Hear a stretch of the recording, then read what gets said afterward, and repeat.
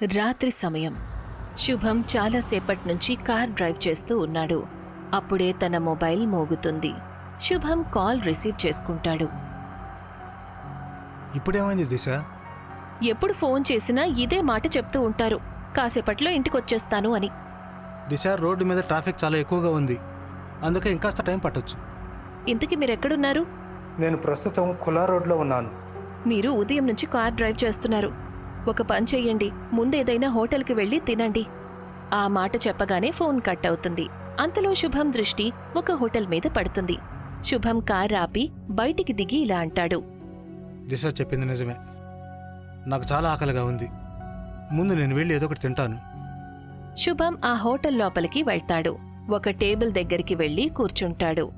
అంతలో ఒక వెయిటర్ అక్కడికి వచ్చి, సార్, ఒకవేళ మీరు ఈ టేబుల్లో కూర్చోకుండా ఆ టేబుల్ మీద కూర్చుంటే చాలా బాగుంటుంది. ఎందుకని? ఈ టేబుల్ మీద ఏమైనా ముళ్ళున్నాయా ఏంటి? సరే సార్, మీరేం తీసుకుంటారు? ఒక ప్లేట్ బిర్యానీ తీసుకురా. వెయిటర్ శుభం ఆర్డర్ తీసుకుని వెళ్ళిపోతాడు. కాని శుభం చూసేసరికి మరొక వెయిటర్ అక్కడే నిలబడి తనని చాలా విచిత్రంగా చూస్తూ ఉంటాడు. ఉన్నట్టుండి ఆ వెయిటర్ కళ్ళు మెరవటం మొదలవుతాయి. చూస్తూ చూస్తూ చీకటి కమ్ముకుంటుంది. ఏం జరుగుతుంది ఇక్కడ? మొత్తం అంతా చికటక ఎందుకైపోయింది? ఆ వెయిటర్ తన చేతులతో తన తలని శరీరం నుండి వేరు చేస్తాడు. అది చూడగానే శుభం గట్టిగా అరుస్తాడు. కేవలం ఒక్క క్షణంలో దానంతటదే శుభం తల తన శరీరం నుండి వేరవుతుంది. కాసేపటి తర్వాత ఇన్స్పెక్టర్ వరుణ్ అక్కడున్న వాళ్లందరితో కోపంగా ఇలా అంటూ ఉంటాడు. ఒక వ్యక్తి తలను నరికేశారు, కానీ ఇక్కడ మీలో ఎవరు కూడా ఏమీ చూడలేదని అంటున్నారు. ఈ హోటల్ యజమాని ఎవరు? ఇన్స్పెక్టర్ గారు, నేనే ఈ హోటల్ యజమాని. మరి నువ్వు కూడా హంతకుడిని చూడలేదా? లేదు. సరే, ఈ కేసు ఇన్వెస్టిగేషన్ పూర్తయ్యే వరకు నువ్వు అలాగే నీ స్టాఫ్ ఈ ఊరి నుండి బయటికి వెళ్ళకూడదు. అన్నట్టు రేపు మీరందరూ కూడా స్టేషన్కి రావాల్సి ఉంటుంది. శుభం శవాన్ని పోస్ట్మార్టం కోసం పంపిస్తారు. మరుసటి రోజు హోటల్ యజమాని తన స్టాఫ్తో సహా స్టేషన్కి వెళ్తాడు. నేను మీకోసమే ఎదురు చూస్తున్నాను. మీరు అనవసరంగా మమ్మల్ని ఇబ్బంది పెడుతున్నారు. ఇన్స్పెక్టర్ గారు, చూడండి, నేను ఒక బిజినెస్ మ్యాన్ని. నువ్వు ఎంత పెద్ద బిజినెస్ మ్యాన్ అయినా సరే దాని గురించి నాకు అనవసరం. అక్కడ ఇంకా చాలామంది కస్టమర్స్ ఉన్నారు సార్. మీరు వాళ్ళందరినీ కూడా అడిగారు కదా, వాళ్ళందరూ కూడా ఏం చూడలేదన్నారు కదా. మరి మీరు నన్ను ఎలా అనుమానించగలరు? అప్పుడే ఇన్స్పెక్టర్ దృష్టి స్టాఫ్లో ఉన్న ఒక వెయిటర్ మీద పడుతుంది. తను చాలా భయంగా ఉంటాడు. ఇన్స్పెక్టర్ అతని వైపు చూసి ఇలా అంటాడు. నిన్ను చూస్తుంటే నీకు ఖచ్చితంగా ఏదో తెలుసుంటుందనిపిస్తుంది. వెయిటర్ ఇన్స్పెక్టర్ వైపు చూసి ఇలా అంటాడు. సార్, తన హత్యని మనిషి చేయలేదు, ఒక భూతం చేసింది. ఏం మాట్లాడుతున్నావు? నేను చెప్పేది నిజం సార్. నేను స్వయంగా చూశాను. రాత్రి 8 గంటల తర్వాత ఎవరైనా ఆ టేబుల్ మీద కూర్చుంటే వాళ్ళు భయంతో పారిపోతున్నారు. ఆ తర్వాత మళ్ళీ హోటల్కి రావడం లేదు. ఇంతకు ముందు కూడా ఆ టేబుల్ మీద ఇలాంటి సంఘటన జరిగిందా? లేదు. ఇలా జరగటం అయితే ఇదే మొదటిసారి. కానీ ఆ టేబుల్లో ఏదో విచిత్రం ఉంది సార్. ఇవాళ రాత్రికి నేను ఈ అపోహను కూడా దూరం చేస్తాను. అంటే సార్, నేను 8 గంటల తర్వాత ఇవాళ రాత్రి ఆ టేబుల్ మీద కూర్చొని డిన్నర్ చేస్తాను.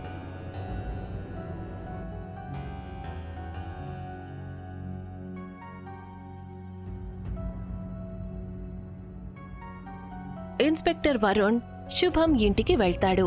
శుభం భార్య దిశ ఇంకా కూతురు ప్రీతి ఏడుస్తూనే ఉంటారు. ఇన్స్పెక్టర్ వరుణ్ వాళ్ల వైపు చూసి ఇలా అంటాడు. నిజానికి ఇటువంటి సమయంలో అయితే మిమ్మల్ని ఇటువంటి ప్రశ్నలు అడగకూడదు. కానీ శుభంకి ఎవరితోనైనా శత్రుత్వం ఉందా? ఆయనకసలు ఎవరితోనూ ఎటువంటి శత్రుత్వమూ లేదు సార్. ఆయన చాలా నిజాయితీ గల మంచి మనిషి సార్. అంతలో అక్కడ కూర్చుని ఉన్న ఒక వ్యక్తి ఎంతో కోపంగా మాట్లాడతాడు. మమ్మల్ని అడగడానికి బదులు మీరు హంతకుడిని ఎందుకు వెతకడం లేదు? నువ్వెవరు? నా పేరు నిరంజన్, నేను దిశ అన్నయ్యని. ఆ వ్యక్తి ఆ మాట అంటాడో లేదో అంతలో అక్కడ కూర్చుని ఉన్న మరొక వ్యక్తి కోపంగా ఇలా అంటాడు. నా పేరు రాజన్, నేను దిశాకి అందరికన్నా చిన్న తమ్ముణ్ణి. మేమిద్దరు ప్రీతికి మామయ్యలు. మీరు హంతకుడిని పట్టుకోలేమంటే చెప్పండి, తనని మేము వెతుకుతాం.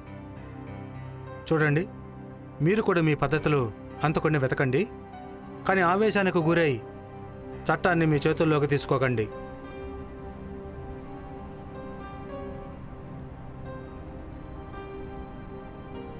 ఇన్స్పెక్టర్ వరుణ్ అక్కడి నుంచి వెళ్ళిపోతాడు. రాత్రి కావడానికి ఎదురు చూస్తాడు. రాత్రి 8 గంటల తరువాత ఇన్స్పెక్టర్ వరుణ్ ఆ హోటల్కి వెళ్లి అదే టేబుల్ మీద కూర్చుంటాడు. అప్పుడు అదే వెయిటర్ ఇన్స్పెక్టర్ వరుణ్ దగ్గరికి వచ్చి ఇలా అంటాడు. సార్, ఇంకొకసారి ఆలోచించుకోండి. ఆలోచించుకున్నాను. వెళ్ళి నా కోసం ఒక కప్పు టీ తీసుకురా. వెయిటర్ అక్కడి నుంచి వెళ్ళిపోతాడు. కాని మరుక్షణమే అన్ని వైపులా చీకటి కమ్మేస్తుంది. ఇన్స్పెక్టర్ వరుణ్ తల దానంతటదే తెగిపడిపోతుంది.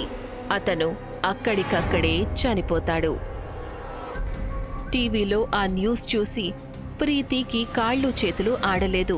తను వెంటనే తన పెద్ద మామయ్య నిరంజన్కి ఫోన్ చేస్తుంది. హలో మావయ్య, మీరు న్యూస్ చూసారా? అవును ప్రీతి, ఇవాళ ఉదయం ఇన్స్పెక్టర్ ఎంక్వైరీ కోసం వచ్చారు. అతను కూడా అదే టేబుల్ దగ్గర చనిపోయాడు. నాకిప్పుడు చాలా భయంగా ఉంది మామయ్య. నువ్వేం భయపడకు ప్రీతి, అంతా సర్దుకుంటుంది. ఇలా చూడు, దీని గురించి నువ్వు మీ అమ్మ అంటే నా చెల్లెలు దిశాకి ఏమీ చెప్పొద్దు. నువ్వు ముందు ఇంటికి రా. ప్రీతి వెంటనే తన ఇంటి నుండి బయలుదేరుతుంది. కార్ డ్రైవ్ చేస్తూ ఉంటుంది. కాని ఒక నిర్మానుష్యమైన చోట తన కార్ ఉన్నట్టుండి ఆగిపోతుంది. ఉన్నట్టుండి కారుకేమయ్యింది? ప్రీతి కార్లో నుంచి బయటికి వచ్చిందో లేదో అంతలో తన చెవులకు ఒక శబ్దం వినిపిస్తుంది. కావాలంటే నేను మీ గమ్యానికి మిమ్మల్ని చేరుస్తాను. ఆ మాట వినగానే ప్రీతికి రోమాలు నిక్కపొడుచుకుంటాయి. ప్రీతి ఆ గొంతుని గుర్తుపడుతుంది. ప్రీతి ఎప్పుడైతే చూస్తుందో అప్పుడు తన శరీరంలోని రక్తం గూడు కట్టుకుంటుంది. తన ఎదురుగా తలలేని ఒక వ్యక్తి వెయిటర్ బట్టలు వేసుకుని నిలబడి ఉంటాడు. ఇదెలా సాధ్యమవుతుంది? ఇది అసాధ్యం కదా. నువ్వు నీ కళ్ళతో చూడనంత వరకు అంత అసాధ్యమే. కానీ ఇప్పుడు నువ్వు నన్ను కళ్ళారా చూశావు, ఇక ఇప్పుడు అంతా సాధ్యమే. ఆ మాట చెప్పి వెయిటర్ తన చేతిలో పట్టుకున్న తన తలని తన శరీరానికి అతికించుకుంటాడు. తన భయంకరమైన మొహాన్ని చూసి ప్రీతి వణికిపోతుంది. కాని మరుక్షణమే ప్రీతి తల తన శరీరం నుండి వేరయ్యి నేల మీద పడుతుంది. సాయంత్రానికల్లా ప్రీతికి అంతిమ సంస్కారాలు చేస్తారు. దిశ చాలా ఏడుస్తుంది. నా కుటుంబానికి ఎవరి దిష్టి తగిలిందో తెలియదు. నిన్న నా భర్త దారుణంగా చనిపోయారు. ఇక ఇవాళ నా కూతురు కూడా. నిరంజన్ తన చెల్లెలు దిశతో ఇలా అంటాడు. అసలు దిశ ఆ నిర్మానుష్యమైన ప్రదేశానికి ఎందుకు వెళ్ళింది? ఏమో నాకు తెలీదు. నిన్న రాత్రి తను నీతో మాట్లాడడం నేను విన్నాను. నాతోనా?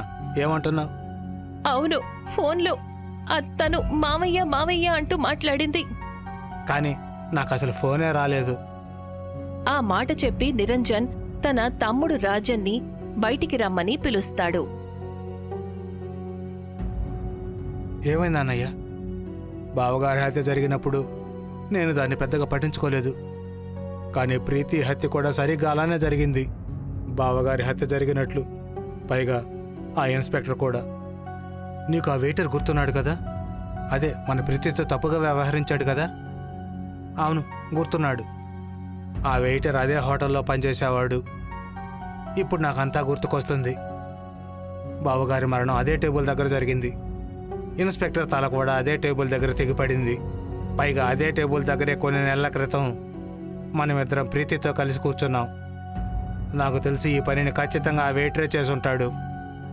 అన్నయ్య, ఆ వెయిటర్ హోటల్ బిల్డింగ్ మీద నుంచి దూకి చనిపోయాడు కదా. కానీ ఇది మన ఇద్దరికి మాత్రమే తెలుసు. ఆ వెయిటర్ని మనమిద్దరమే కిందకు తోసేశామని. పడిపోయేటప్పుడు తన తల కిటికీ అద్దానికి తగిలి తెగిపోయింది. నిరంజన్ మాటలు విన్న తర్వాత రాజన్ సైలెంట్ అయిపోతాడు. రాజన్ భయపడుతూ ఇలా అంటాడు. మనం ఎవరి సహాయం తీసుకోవాలి? నాకు ఒక సాధు బాబా తెలుసు. బహుశా ఆయన ఏమైనా మనకు సహాయం చేయగలడేమో. నిరంజన్ రాజన్తో పాటు ఒక సాధువు దగ్గరికి వెళ్తాడు. నిరంజన్ ఇంకా రాజన్ని చూసి ఆ సాధువు నవ్వుతూ ఇలా అంటాడు. మీ మీదైతే ఒక ఆత్మ నీడ ఉంది. ఏ విషయమైనా సరే నా దగ్గర దాచొద్దు. నాకు అంతా నిజం చెప్పండి, అప్పుడే నేను మీకు సహాయం చేయగలను. సాధువు మాట విన్న తర్వాత నిరంజన్ ఆలోచనలో పడతాడు. కొన్ని నెలల క్రితం జరిగిన ఆ విషయాన్ని గుర్తు చేసుకుంటాడు. నిరంజన్, ప్రీతి, రాజన్ ఆ హోటల్లో కూర్చుని సరదాగా మాట్లాడుకుంటూ ఉంటారు. ఇవాళ నేను ఫస్ట్ వచ్చాను మావయ్య, నాకు స్పెషల్ ట్రీట్ కావాలి. దాని గురించి నువ్వెందుకమ్మా అంతగా ఆలోచిస్తున్నావు? ఇవాళ నీకు ఏం కావాలంటే అది తినేసాయి. ఇది పట్టణంలోనే అన్నిటికంటే బెస్ట్ హోటల్. ఇక్కడ నీకు ఇష్టమైన అన్ని పదార్థాలు కూడా దొరుకుతాయి. అంతలో అక్కడికి ఒక వెయిటర్ వస్తాడు. తను ప్రీతి వైపు చూసి ఆశ్చర్యంగా ఇలా అంటాడు. అరే, మీరు ప్రీతి మ్యామ్ కదా? మీరే కదా కాలేజీలో టాప్ ర్యాంక్ తెచ్చుకున్నారు? నేను కూడా అదే కాలేజీలో చదువుతున్నాను. సాయంత్రం ఇక్కడికొచ్చిన తర్వాత వెయిటర్గా పనిచేస్తున్నావా? నీ హద్దుల్లో నువ్వుండు. కాలేజీలో చదువుకోవడం, టాప్ ర్యాంక్ తెచ్చుకోవడం రెండు వేర్వేరు విషయాలు. మా అమ్మాయిని చూసి తనకు లైన్ వేసే ప్రయత్నం చేయొద్దు. మీరు అసలు ఏం మాట్లాడుతున్నారు? నేను కేవలం తనకి కంగ్రాచులేషన్ చెప్పడానికి వచ్చాను. ఇక నేను వెయిటర్గా పనిచేయటం గురించి అంటారా? ఏ పని కూడా చిన్నది పెద్దది కాదు. చాలు, నువ్వు చాలానే వాగావు. వెళ్ళి మా ఆర్డర్ని తీసుకురా. నీ హద్దుల్లో నువ్వుండి పని చేసుకో. ప్రీతి మాటలు విన్న తర్వాత ఆ వెయిటర్కి కాస్త కోపం వస్తుంది. మీరు ఇంకెవరైనా వెయిటర్ని పిలుచుకోండి. లేదు, ఇప్పుడు నువ్వే మాకిక్కడ భోజనం సర్వ్ చెయ్యాలి. మీరు ఇలా ఒకరిని బలవంతం పెట్టలేరు. ఆ మాట చెప్పి వెయిటర్ అక్కడి నుంచి వెళ్ళిపోతాడు. ప్రీతి ఎంతో కోపంగా తన మామయ్యలతో ఇలా అంటుంది. అతను ఇంతమంది జనం ముందు మీ మేనకోడల్ని అవమానించాడు, కానీ మీరిద్దరూ సైలెంట్గా ఉంటారా? నువ్వేం కంగారు పడకు ప్రీతి. ఇవాళ నువ్వు ఏ విషయానికి కూడా అసలు బాధపడినా కూడదు. మేము ఆ వెయిటర్కి బుద్ధి చెప్పకుండా ఇవాళ ఇక్కడి నుంచి బయలుదేరాం. అప్పుడే రాజన్ దృష్టి మేడ మీద పడుతుంది. రాజన్ రంజన్ వైపు చూసి ఇలా అంటాడు. అన్నయ్య, అలా చూడు. మనల్ని వద్దని ఆ వెయిటర్ అక్కడ మేడ మీదకి వెళ్ళి నిలబడ్డాడు. రాజన్ మాట వినగానే నిరంజన్ లేచి నిలబడతాడు. ఆ తర్వాత పద.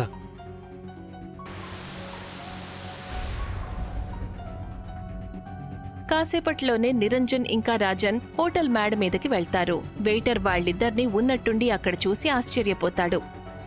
మీరిద్దరిక్కడ? నీకు అసలు ఎంత ధైర్యం ఉంటే మా మేనకోడల్ని ఇన్సల్ట్ చేస్తావు? వెంటనే రాజన్ వెయిటర్ని వెనక్కి తోస్తాడు. అప్పుడు అతను పైనుంచి కింద పడిపోతాడు. నువ్వు అసలు ఏం చేసావు రాజన్? అన్నయ్య, నేను తనని కోపంతో వెనక్కి తోసేశాను, కానీ తను కిందకు పడిపోతాడని నేను అసలు ఊహించలేదు. సరే, పద ఇక్కడి నుంచి, లేకపోతే మనల్ని ఎవరైనా చూస్తారు. కానీ అన్నయ్య, పోలీసులు అంతా ఎంక్వైరీ చేస్తారు కదా, మరి మనం ఏదో ఒక రోజు దొరికిపోతాం కదా. నువ్వేం కంగారు పడుకో. ఈ ఏరియా ఇన్ఛార్జ్ ఇన్స్పెక్టర్ వరుణ్ నా స్నేహితుడికి స్నేహితుడు. Inspector Varun number 1 లంచగొండి. నేను కొంత డబ్బులు ఇచ్చి ఈ ఫైల్ని శాశ్వతంగా క్లోజ్ చేపిచ్చేస్తాను. మన ఇద్దరు మొహాలు కూడా బయటికి రావు. ఆ మాట చెప్పి నిరంజన్ సైలెంట్ అయిపోతాడు. కానీ మరుక్షణమే నిరంజన్, రాజన్ గట్టిగా అరుస్తారు. ఎందుకంటే వాళ్ల ఎదురుగా ఉన్నది సాధువు కాదు, అదే వెయిటర్ కూర్చుని ఉంటాడు.